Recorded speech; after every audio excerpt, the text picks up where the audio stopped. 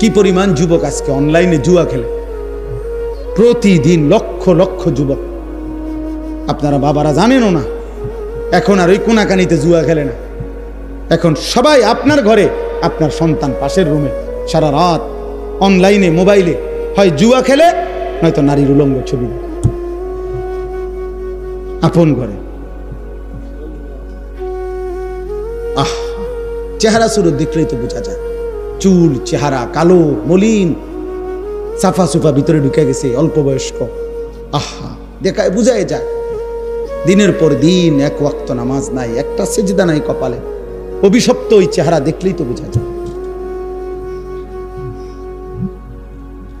অভিশপ্ত ওই চেহারা দেখলেই তো বোঝা যায়। বেনামাজির চেহারা দেখলেই চেনা যায়।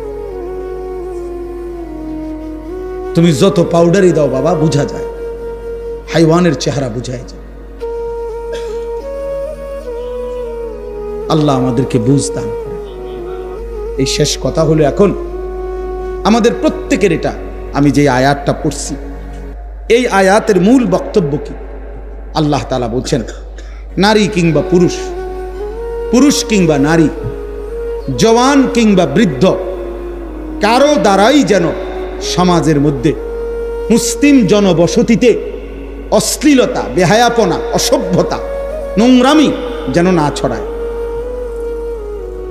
যে নারী বেপর্দা, যে মেয়ে বেহায়া, যেই মেয়ে চরিত্রহীন, যে মেয়ে মহিলা পর পুরুষকে নিজের শরীর যৌবন দেহ প্রদর্শন করে, হারাম কোনো সম্পর্ক করে, হারাম কোনো প্রেমের নামে অশ্লীলতা, ব্যভিচার, জিনা, অসভ্যতার নোংরামি করে।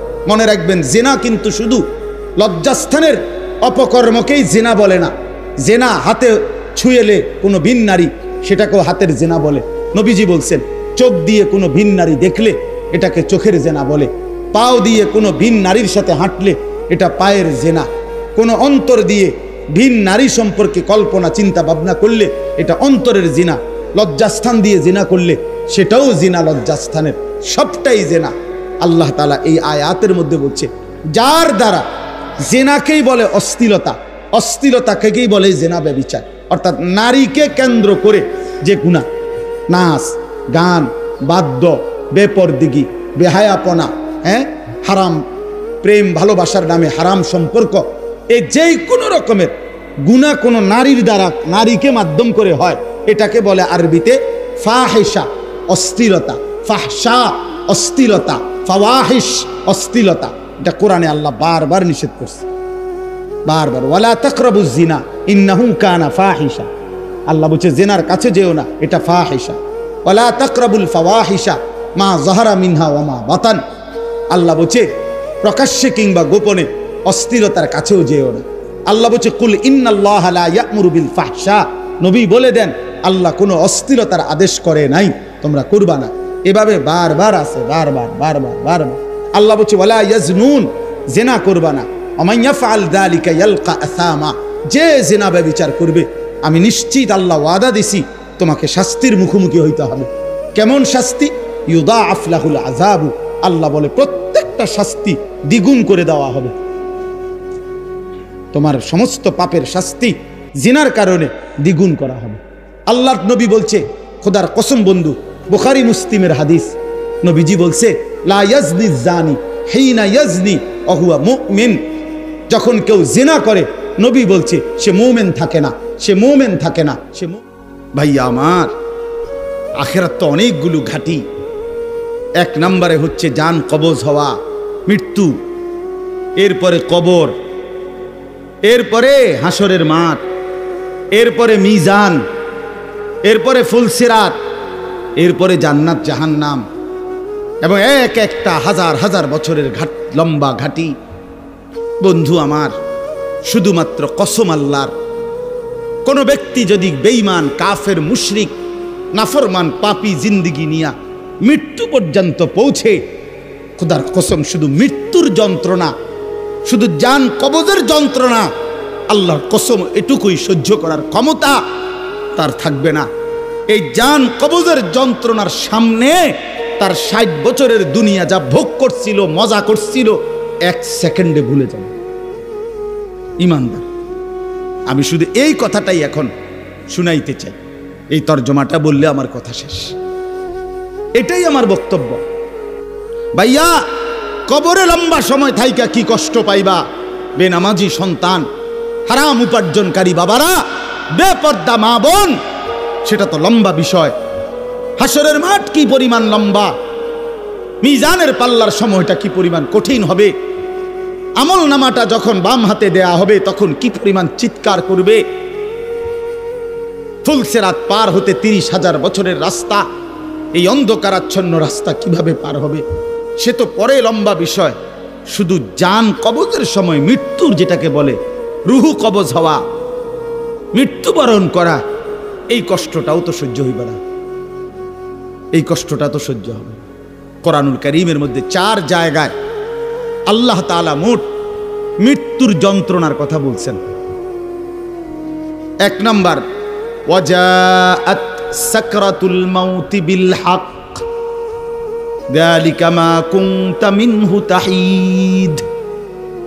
রব্বুল আলামিন বলেন, বান্দা শুনে নাও, সত্য সত্যই মৃত্যুর যন্ত্রণা আসবে।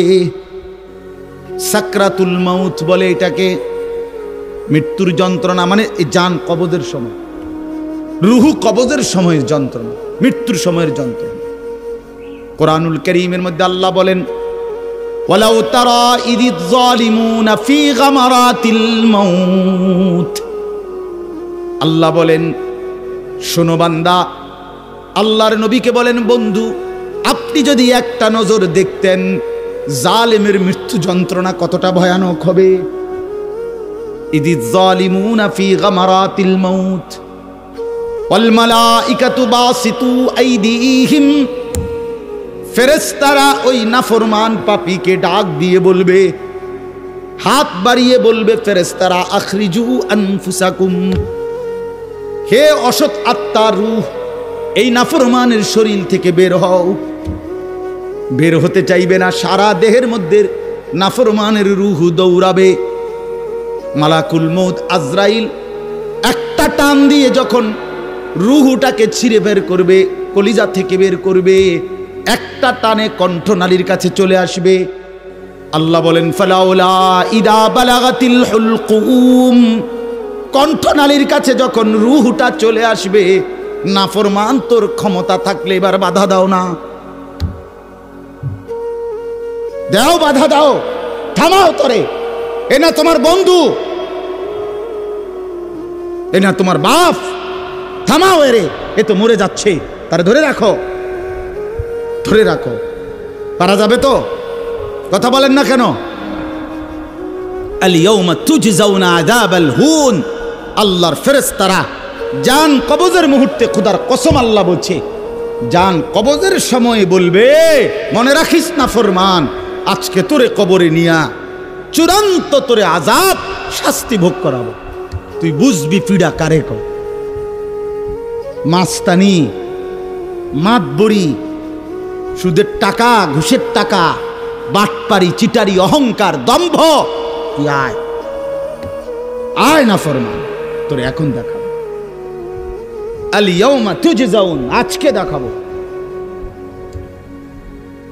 আযাবাল হুন, লাঞ্ছনা কর আযাব। আও, কবরের প্রথম ঘন্টা, কবরের প্রথম ঘন্টাতেই তুমি বুঝবা আখিরাত কত কঠিন। রাসূলুল্লাহ সাল্লাল্লাহু আলাইহি ওয়াসাল্লাম বলেন, কবরে যেই নাফরমান প্রশ্নের জবাব দিতে পারবে না, 3টি প্রশ্নের, তো আল্লাহ তাআলা বলবেন, কাযাবা আবদি, ফেরেশতা আমার এই নাফরমান বান্দা মিথ্যা বলেছে।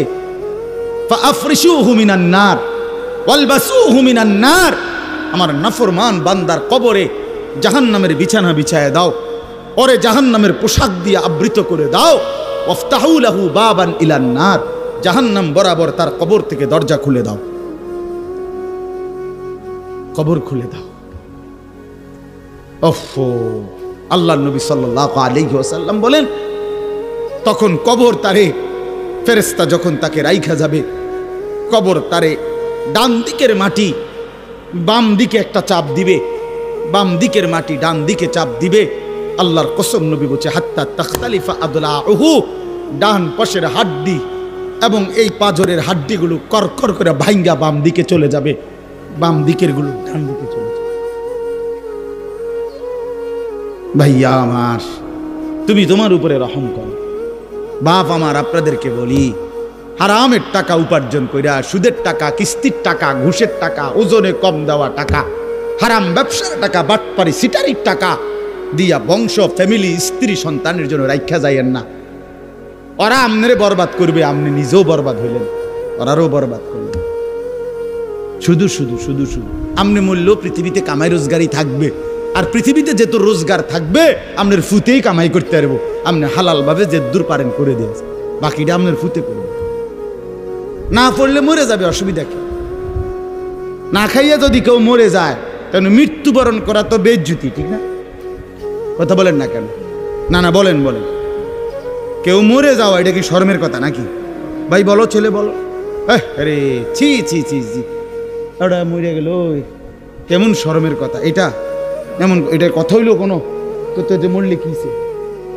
মনে করেন না খাইয়া মরেই গেছে, তো মরলে কিছে? মরণ কি শরমের কিছু? তো বাপ দাদা 14 গোষ্ঠী মরছে, তো আমি মরলে সুবিধা কি?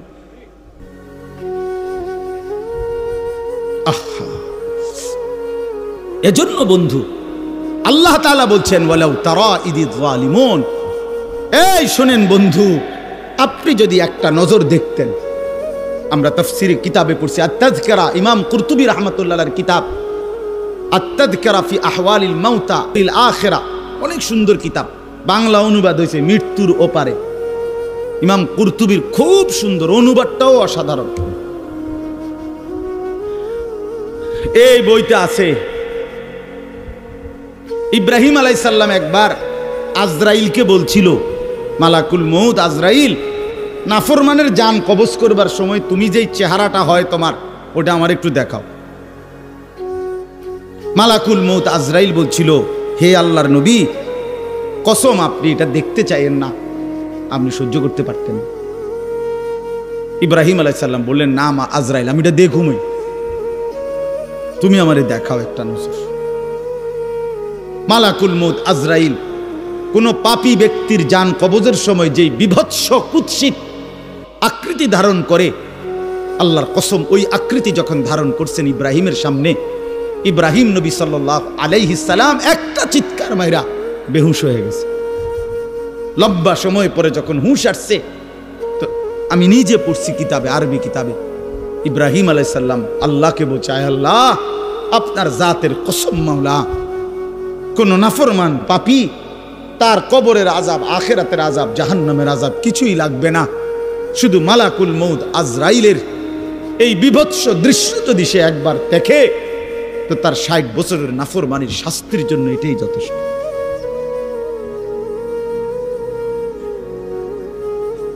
হ্যাঁ, আখরিজু আনফুসাকুম, এখানেও আল্লাহ তাআলা এই কথাটা বলছে, ফালাউলা কাল্লা ইদা বালাগাতিত তারাকিয়া। আল্লাহ তাআলা বলেন, কখনোই না বান্দা, অর্থাৎ কোনোভাবেই থামাইতে পারবে না, ইদা বালাগাতিত তারাকিয়া, প্রাণ যখন, রূহ যখন কলিজা থেকে ছিঁড়ে ফেরেশতা মালাকুল মউত টান মারবে, যখন কণ্ঠনালীতে পৌঁছে যাবে, তখন আর কোনো নাফরমান, কোনো তওবা, কোনো ইস্তিগফার, কোনো চিৎকার, কোনো ঝাড়, কোনো ফুক, কোনো ডাক্তার, কোনো কবিরাজ, কোনো বৈদ্য, কোনো কিছু দিয়েই আর নিজেকে ফেরাইতে পারবে না। ইদা বালাগাতিত তারাকিয়া, যখন কণ্ঠনালীর মধ্যে ফেরেশতা টান দিয়ে বের করে ফেলবে রূহ, কলিজা থেকে, কলব থেকে রূহকে টেনে ধরবে, যখন কণ্ঠনালীতে চলে আসবে, ওয়াকিলা মান রাক, আশপাশের সকলেই তখন বলবে, এই ব্যক্তি যে ছটফট করতেছে তারে এখন কোন কবিরাজ দিয়া ঝাড়াবে। সবাই ডাক্তার, কবিরাজ, বৈদ্য, ওজা খুঁজবে, দেখো না কার কে পরিচিত আছে, ডাকো, আরে বাঁচাইবার চেষ্টা করো। ওয়ান্না আন্নাহুল ফিরাক, আল্লাহ বলে, কিন্তু ওই ব্যক্তি ঠিকই বুঝে ফেলেছে আজকে তাকে নিশ্চিত এই পৃথিবী থেকে বিচ্ছিন্ন হতে হবে। আত্মীয় স্বজন তারা যদিও ডাক্তার কবিরাজের জন্য চিল্লাচিল্লি করছে, কিন্তু লোকটা নিজেই বুঝে ফেলবে আন্নাহুল ফিরাক, তাকে এখন এই দুনিয়ার মায়া থেকে বিচ্ছিন্ন হইতেই হবে। কারণ মালাকুল মউত তো রূহটা ছিঁড়া ফেলছে, কলিজা থেকে টান দিয়া ফেলছে, আর তো ফেরত যাবে না, আর তো ফেরত যাবে না। ইন্নাল্লাহা ইয়াকবালু তাওবাতাল আবদি মা লাম ইউগারগির। নবী সাল্লাল্লাহু আলাইহি ওয়াসাল্লাম বলেন, নিশ্চয়ই আল্লাহ তাআলা বান্দার তওবা কবুল করেন যতক্ষণ পর্যন্ত না মৃত্যুর গড়গড়া শুরু হয়, ওর আগ পর্যন্ত। ফেরেশতা টান দিলে মৃত্যুর যখন গড়গড়া শুরু হয়, তখন যদি কোনো বান্দা তওবা করে, আল্লাহ তাআলা সেই তওবা কবুল করে না। এবার দম টানে, একেবারে সোজা হইয়া গেছে। এই সময় হুজুর আনছে 200 টাকা দিয়া, হুজুর আব্বারে গুদ্দুর বেহেশত বুঝ কইরা দেন, তওবা ফরাইয়া দেন, তওবা। এই সারা জিন্দিগির সিটারি বাটফারির তওবাটা এই 200 টাকা দিয়া আব্বারে মিল কইরা দেন। হ্যাঁ, বেহেশত দিয়া দিব। বেহেশত হুজুরের আব্বার সম্পত্তি। হ্যাঁ, কথা বলেন না কেন? বেহেশত হুজুরের বাপের সম্পত্তি। এটা তো এটা কি ধরনের তওবা?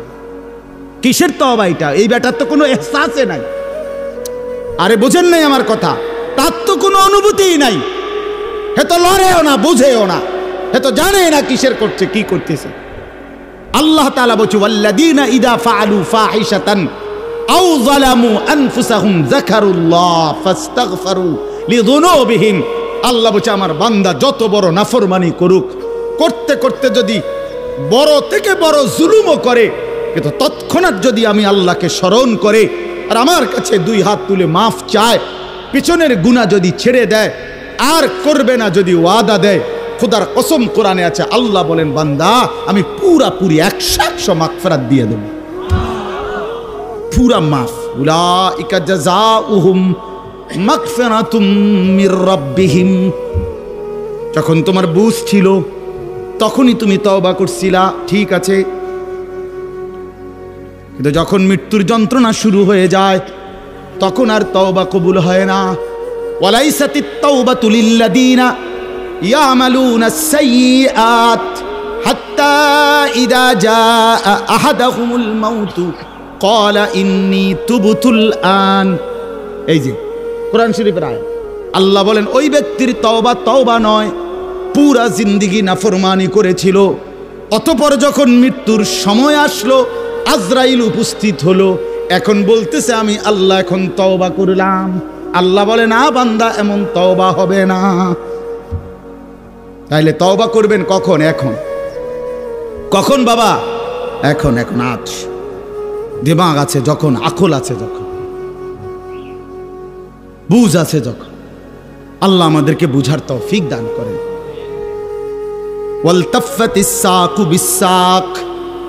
আল্লাহ বলেন, নাফরমান তখন ভয়ে আর আতঙ্কে মালাকুল মউতটাকে টেনে বের করছে। আজরাইল এসে সামনে দাঁড়ানোর সাথে সাথে নাফরমান এই পরিমাণ ভয় পেয়ে গেছে।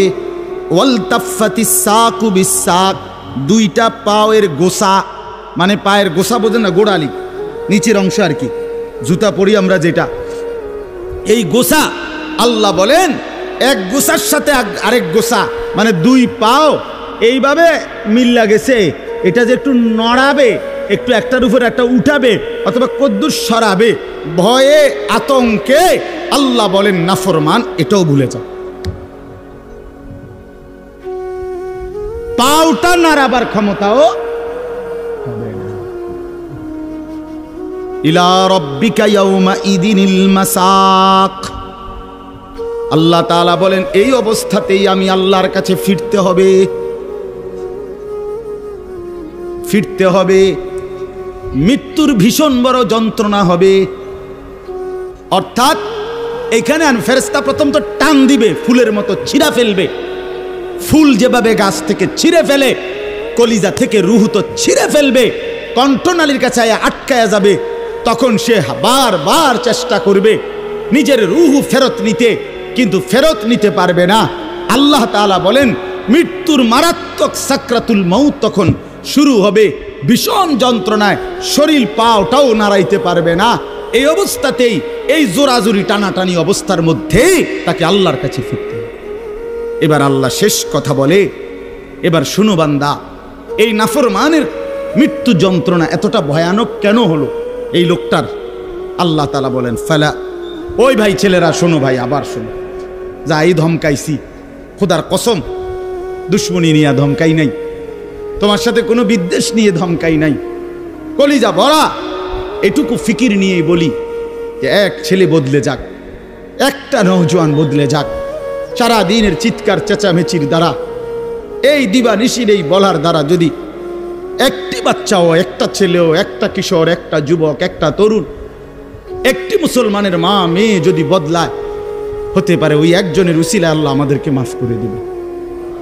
এই আশায় ভাইয়া, এই আশায় যুবক ভাইয়া, তোমরা ইসলামের দিকে ফেরা দরকার, তোমরা আল্লাহর দিকে ফেরা দরকার। চারিদিকে সারা পৃথিবী জুড়ে সমস্ত ষড়যন্ত্র ইসলামের বিরুদ্ধে, মুসলমানের বিরুদ্ধে। তোমরা দেখছো ভাইয়া, গাজার মধ্যে মুসলমানের রক্তে ভাসতেছে, ফিলিস্তিনে মুসলমানের রক্তে ভাসছে, আজ আবার লেবাননে মুসলমানের রক্তে জমিন ভেসে গেছে।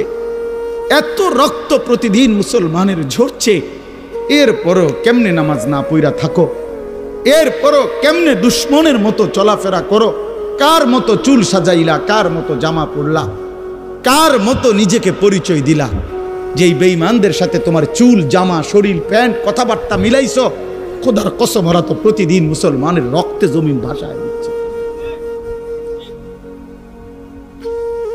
প্রতিদিন ভাসায় দিচ্ছে। এটা তো ভাবা উচিত, ভাবা উচিত। সারা দেশে, আমার এই ছোট্ট বাংলাদেশেও কি পরিমাণ ইসলাম এবং মুসলমানদের বিরুদ্ধে ষড়যন্ত্র। আমি গত আগস্ট মাসে উত্তরবঙ্গ ছিলাম, 40 দিন দাওয়াত তাবলীগের সফরে, আল্লাহর রাস্তায় মেহনতে 40 দিন এক চিল্লা সফরে ছিলাম। জুলাই মাসের 31 তারিখ থেকে সেপ্টেম্বরের 9 তারিখ পর্যন্ত। তো ওইখানে দেখছি আমি 10টা উপজেলায় অসংখ্য খ্রিস্টানদের গির্জা, যেখানে প্রতিদিন, কসম আল্লাহর, প্রতিদিন খ্রিস্টানরা, এই ইউরোপ থেকে আসা খ্রিস্ট ধর্মের অনুসারীরা, তারা আমাদের এই বাংলাদেশে, উত্তরবঙ্গে প্রতিদিন আমাদের সমাজে, মুসলমানের সমাজে খ্রিস্ট ধর্ম প্রচার করে 1জন 2জন করে মুসলমানকে খ্রিস্টান বানাচ্ছে। আমি নিজ চোখে দেখছি, কমপক্ষে 50টা গির্জা দেখছি একটি জেলার মধ্যে। 40 দিন 26 জন সাথী দাওয়াত তাবলীগের নিসবতে রাত দিন আলহামদুলিল্লাহ আল্লাহ করাইছে, মেহনত করছে। 16 জন আলেম ছিল আমাদের জামাতে। 40 দিন পরে আলহামদুলিল্লাহ কাকরাইলে যখন আমরা, এই দিনাজপুর এক জেলা থেকে জামাত বের হইছে, আল্লাহই করাইছেন, আল্লাহর দয়া। পরবর্তীতে আমাদের এই জামাত আমরা নিয়ে আসছি, 40 দিনের জন্য আবার বের হইছে। শুধু দিনাজপুরের আমরা যেটুকু অঞ্চলে মেহনত করছি, ওই থেকে 950 মানুষ, 63টা জামাত।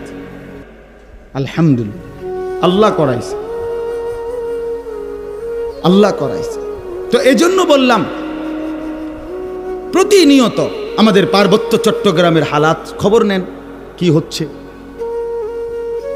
একদিন ঘুম থেকে শুনবেন উঠে, পার্বত্য চট্টগ্রাম আর আমাদের কাছে নাই।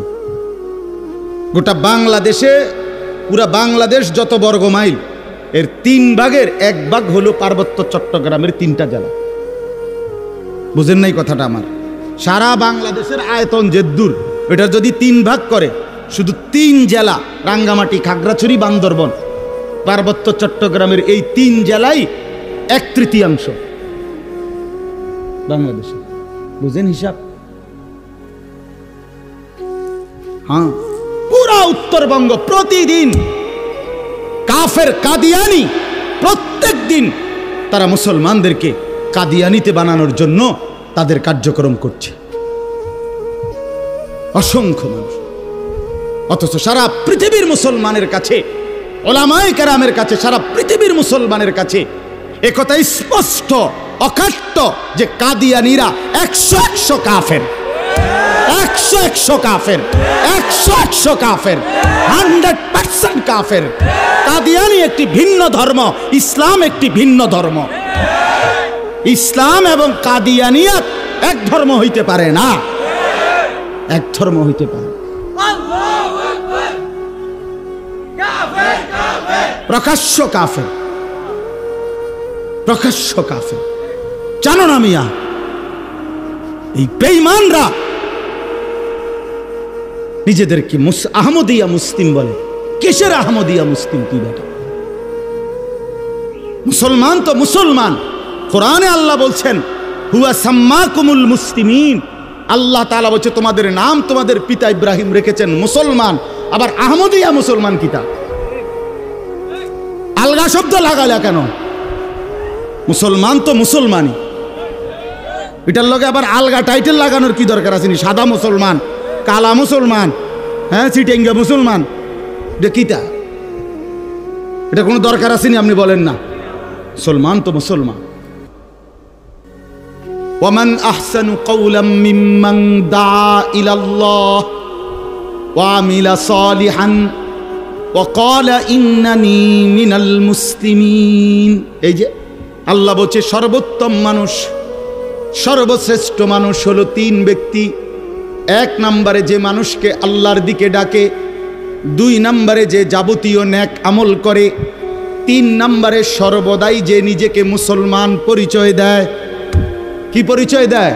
আমি মুসলমান, নাকি আমি ঢাকাইয়া মুসলমান, আমি মুসলমান, খালাস। আল্লাহ আমাদেরকে মাফ করে দেন।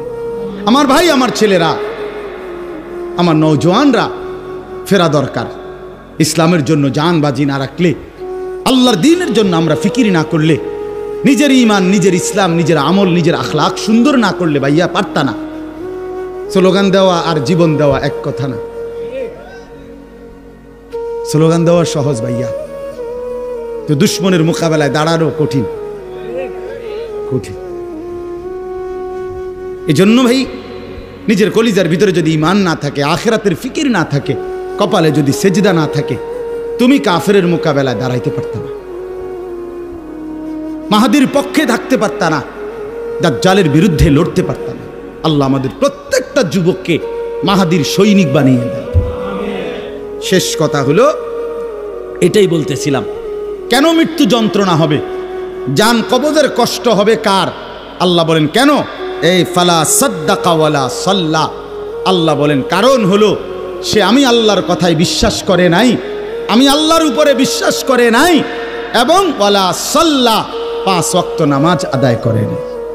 এজন্য ভাইয়া, যার ঈমান নাই তার মৃত্যু যন্ত্রণা হবে, যার নামাজ নাই আল্লাহ বলছে সে ভীষণ কষ্ট পাবে মৃত্যুর সময়। আর বাকিটা তো আছে, ওয়ালাকিন কাযযাবা ওয়া তাওয়াল্লা, বরং সে আমি আল্লাহর উপরে মিথ্যা আরোপ করেছে, ঈমান আনে নাই। ওয়া তাওয়াল্লা, আমার প্রতিটা হুকুম থেকে মুখ ফিরাইয়া নিছে। আল্লাহ বলেন সুম্মা যাহাবা ইলা আহলিহি ইয়াতামাত্তা, আমার নাফরমানি করছে, আমার বিরুদ্ধাচরণ করছে, আমার হুকুমের উল্টা করছে, অথচ এর পরেও স্ত্রী সন্তান পরিবারের মাঝে গর্ব কইরা, অহংকার কইরা, আনন্দ ফুর্তিতে জিন্দিগি কাটাইছে। সিটারি, বাটপারি, অন্যায়, দুর্নীতি, অনিয়ম, নামাজ নাই, বন্দিগি নাই, হালাল হারামের পার্থক্য নাই, এরপরেও ঘর সংসার বউ বাচ্চার মধ্যে এভাবে চলছে, মনে হয় যেন কোনো টেনশনই নাই। আল্লাহ বলেন এই অহংকারী, এই গাদ্দারির কারণে মালাকুল মউত আজরাইল যখন রুহু কবজ করবে, তখন কলিজা থেকে রুহুটা ছিঁড়া ভিড়া এরপরে কবজ করবে। আল্লাহ আমাদেরকে মাফ করে দেন।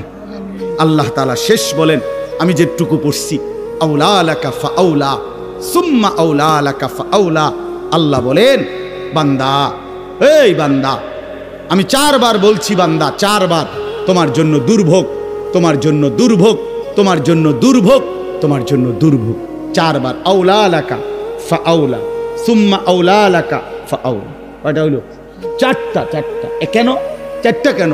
1, তোমার জান কবজের সময় তোমার দুর্ভোগ, 2, তোমার কবরে দুর্ভোগ, 3, হাসরের মাঠে দুর্ভোগ, 4, জাহান্নামে দুর্ভোগ। তুমি জান কবজের সময়ও কষ্ট পাইবা, তুমি কবরেও কষ্ট পাইবা, তুমি হাসরেও কষ্ট পাইবা, তুমি জাহান্নামেও কষ্ট পাইবা। আউলা লাকা ফাআউলা সুম্মা আউলা লাকা ফাআউলা। আয়াহসাবুল ইনসানু আন ইউতরাকা সুদান।